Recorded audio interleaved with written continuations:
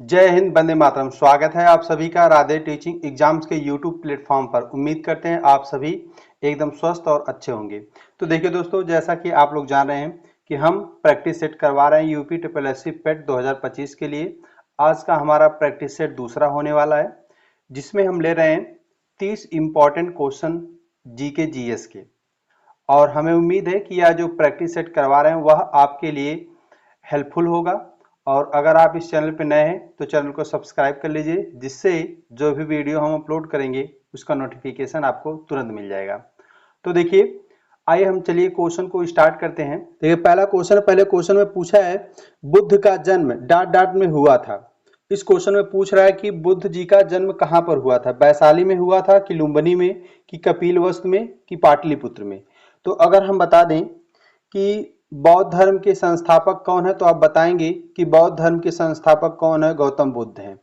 अगर हम इनका जन्म कपिलवस्तु के निकट नेपाल की तराई लुम्बिनी में हुआ था, तो पहले का विकल्प कौन सा हो जाएगा, बी हो जाएगा। दूसरे क्वेश्चन में पूछा निम्नलिखित में से किसने और कब पहली बार अशोक के शिलालेखों का अर्थ स्पष्ट किया था। 1787 John Tower, 1825 Charles Metcalfe, 1837 James Prinsep और 1810 हैरी स्मिथ। तो इसमें हो जाएगा आपका क्वेश्चन नंबर दूसरे में हो जाएगा आपका क्या होगा, दूसरे में हो जाएगा 1837 जेम्स प्रिंसिप हो जाएगा। विकल्प इसका सी हो जाएगा। तो ये क्वेश्चन नंबर तीसरे में पूछा गया है निम्नलिखित में से वह महानतम कुषाण नेता कौन था जो बौद्ध बन गया था। तो इसमें आपका कौन सा हो जाएगा, पहले में दिया है कुजाला, बीमा, कनिष्क, वाडफिसेस। तो इसमें आपका क्वेश्चन नंबर तीसरे का आंसर क्या हो जाएगा, सी होगा, कनिष्क हो जाएगा। क्वेश्चन नंबर 4 में पूछा है मौर्य वंश के तत्काल बाद किस वंश ने आकर मगध राज्य पर शासन किया। सातवाहन वंश ने किया कि शुंग वंश कि नंद वंश, कर्ण वंश। तो इसमें अगर हम क्वेश्चन नंबर 4 की बात करें तो देखिए, मौर्य वंश के अंतिम शासक बृहद्रथ की हत्या करने के बाद पुष्यमित्र शुंग वंश ने शासन किया। शुंग वंश की राजधानी विदिशा में थी। अगर हम सातवाहन की बात करें तो सातवाहन वंश का संस्थापक कौन था, तो सिमुख था। और अगर हम कर्ण वंश की बात करें तो कर्ण वंश की स्थापना वासुदेव ने की थी। कर्ण वंश की स्थापना किसने की थी, तो वासुदेव ने की थी। तो आपका क्वेश्चन नंबर 4 का विकल्प कौन सा हो जाएगा, क्वेश्चन नंबर 4 का विकल्प होगा बी होगा, शुंग वंश हो जाएगा। क्वेश्चन नंबर 5 में पूछा है अशोक ने समूचे भारत और सीलोन में बौद्ध धर्म का प्रसार किस प्रकार किया था। तो इसमें क्वेश्चन नंबर 5 का आपका आंसर क्या हो जाएगा, त्रिरत्नों की शिक्षा देकर, धम्म महामात्रों को भेजकर, युद्ध करके, बौद्ध भिक्षु बनकर। तो इसमें आपका आंसर पांचवे का क्या हो जाएगा, पांचवे हो जाएगा, अशोक ने धम्म महामात्रों को भेजकर बौद्ध धर्म का क्या किया था, प्रचार किया था। क्वेश्चन नंबर 6 में पूछा है निम्नलिखित में से कौन कांग्रेस समाजवादी दल से संबंधित नहीं थे। आचार्य नरेंद्र देव, राम मनोहर लोहिया, जयप्रकाश, सुभाष चंद्र बोस।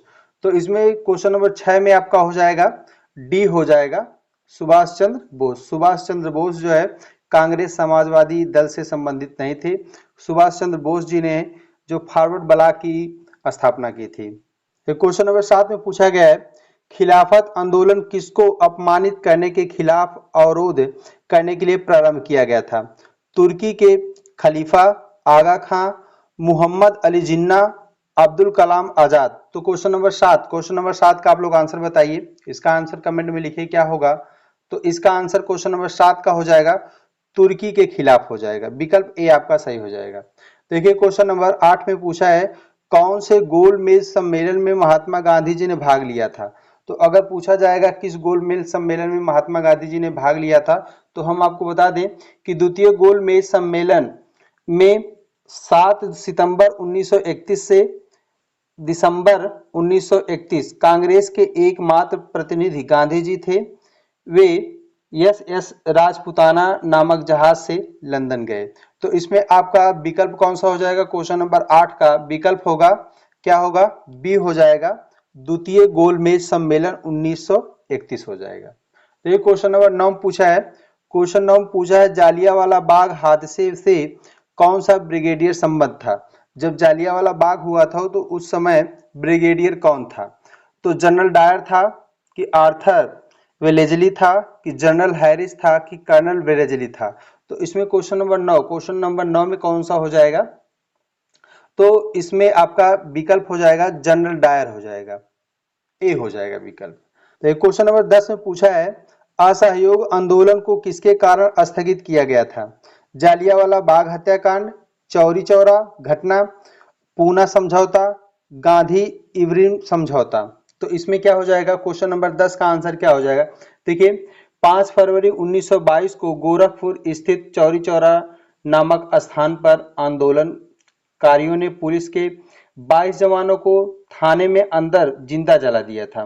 गांधी जी ने 12 फरवरी 1922 को बारदौली में हुई बैठक में असहयोग आंदोलन को समाप्त करने का निर्णय लिया और यह आंदोलन समाप्त हो गया। गांधी जी को 10 मार्च 1922 को गिरफ्तार कर असंतोष फैलाने के एक आरोप में 6 वर्ष की कैद की सजा सुनाई गई।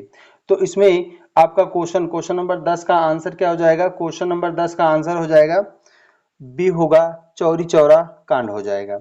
असहयोग जो आंदोलन था वह किसके कारण स्थगित हुआ था, तो चौरी चौरा घटना के। अब क्वेश्चन नंबर 11 में पूछा है दक्षिणी अल्प्स पर्वत श्रेणी कहाँ स्थित है। ऑस्ट्रेलिया में है कि न्यूजीलैंड में कि दक्षिण अफ्रीका में कि इंडोनेशिया में। क्वेश्चन नंबर 11 का क्या हो जाएगा। क्वेश्चन नंबर 11 का आंसर होगा न्यूजीलैंड हो जाएगा, बी होगा। तो क्वेश्चन नंबर 12 में पूछा है बागानी कृषि के तहत श्रीलंका में पहली बार किस फसल की खेती की गई थी। कॉफी की गई थी कि चाय कि रबर कि नारियल। तो क्वेश्चन नंबर 12 का आंसर क्या हो जाएगा। देखिए श्रीलंका में पहली बार बागानी कृषि के तहत कॉफी की खेती की गई थी। हालांकि डचों ने 18वीं शताब्दी में कॉफी की खेती का प्रयोग किया था। तो इसमें क्वेश्चन नंबर 12 का आंसर क्या हो जाएगा, ए होगा कॉफी का। क्वेश्चन नंबर 13 में पूछा है भारत में सबसे बड़ा राज्य कौन सा है। भारत में सबसे बड़ा राज्य कौन सा है, तो आप क्या बताएंगे। देखिए क्वेश्चन नंबर 13 का आंसर क्या हो जाएगा, बी होगा, राजस्थान होगा। क्या होगा, बी होगा। पहले पे राजस्थान है, दूसरे पे क्या है, दूसरे पे मध्य प्रदेश है, तीसरे पे महाराष्ट्र है और चौथे पे आंध्र प्रदेश है।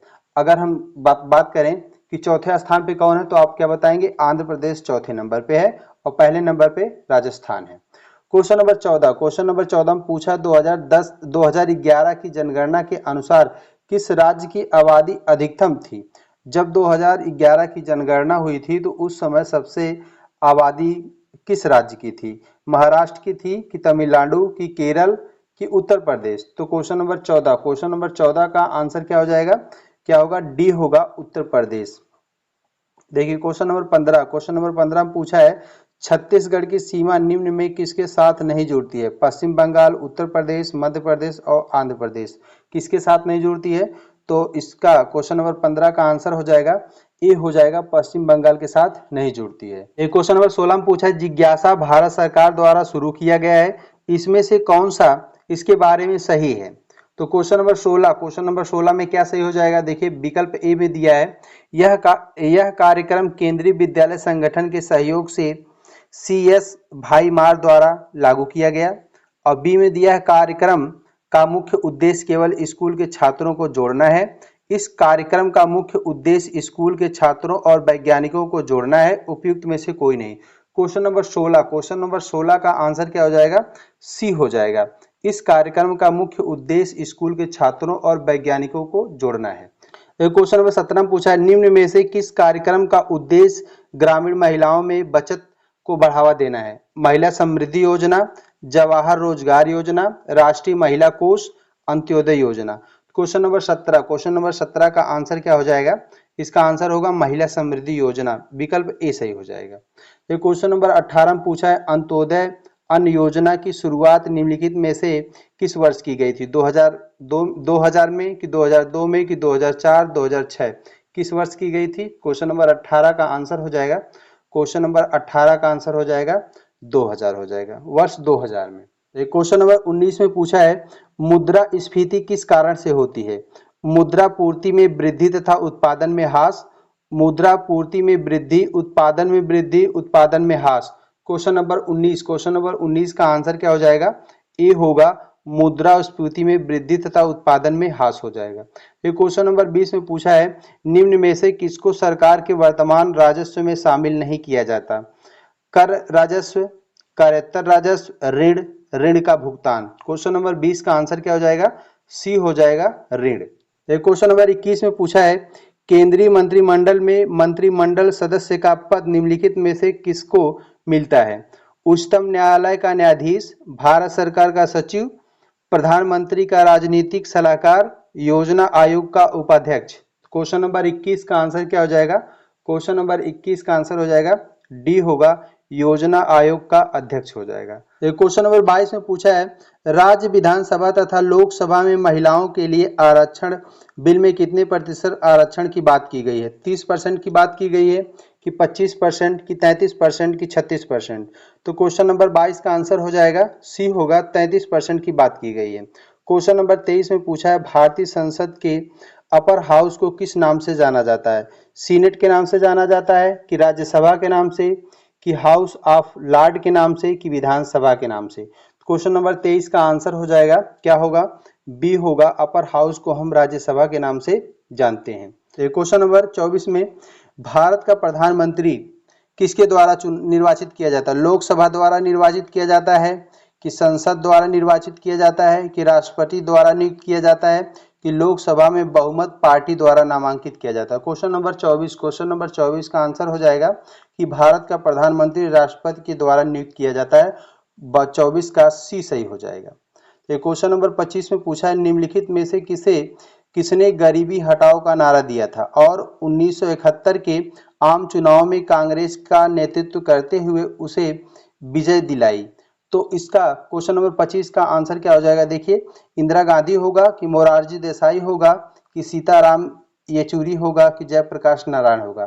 क्वेश्चन नंबर 25 का आंसर क्या हो जाएगा? इंदिरा गांधी हो जाएगा, ए सही होगा। क्वेश्चन नंबर 26 में पूछा है पानी के किसी द्रव्यमान को 0 अंश से 10 अंश तक गर्म करने से उसके आयतन में क्या होगी? अनुक्रमिक वृद्धि होगी कि अनुक्रमिक कमी आएगी कि बढ़ने के बाद कमी होने लगेगी, घटने के बाद वृद्धि होने लगेगी? क्वेश्चन नंबर 26 का आंसर क्या हो जाएगा? 26 का आंसर होगा डी होगा, घटने के बाद वृद्धि होने लगेगी।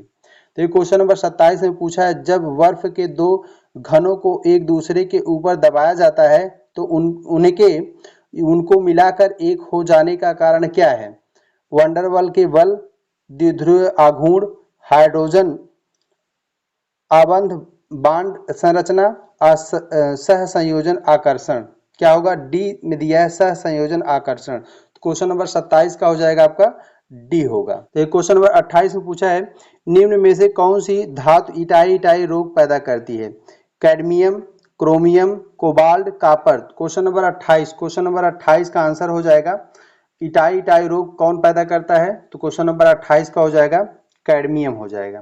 क्वेश्चन नंबर 29 में पूछा है मोनोजाइट बालों में निम्न में से कौन सा खनिज पाया जाता है? पोटेशियम पाया जाता है कि यूरेनियम कि थोरियम कि सोडियम? क्वेश्चन नंबर 29 का विकल्प क्या हो जाएगा सही? सी होगा, थोरियम पाया जाता है। क्वेश्चन नंबर 30 में पूछा है काकरोच के लार्वा को क्या कहते हैं? इल्ली, निफ, मैगट, भ्रिंक? तो इसमें क्वेश्चन नंबर 30 का आंसर क्या हो जाएगा? क्वेश्चन नंबर 30 का आंसर हो जाएगा बी हो जाएगा। देखिए, आपके 30 इंपॉर्टेंट क्वेश्चन क्या होते हैं? कंप्लीट होते हैं और हमें उम्मीद है कि यह 30 क्वेश्चन आपको बहुत अच्छे ढंग से समझ में आए होंगे। ये देखिए फास्ट रिवीजन के तौर पे है, आप लोग जो है पूरी वीडियो देखे हैं उसके लिए आपका बहुत बहुत धन्यवाद। आपसे विनम्र निवेदन है कि आप लोग इस वीडियो को जितना हो सके उतना शेयर कीजिए और अगर आप इस चैनल पर नए हैं तो चैनल को सब्सक्राइब कर लीजिए, जिससे जो भी हम वीडियो अपलोड करेंगे उसका नोटिफिकेशन आपको तुरंत मिल जाएगा। चलिए मिलते हैं किसी नेक्स्ट वीडियो में, तब तक के लिए आपका बहुत बहुत धन्यवाद।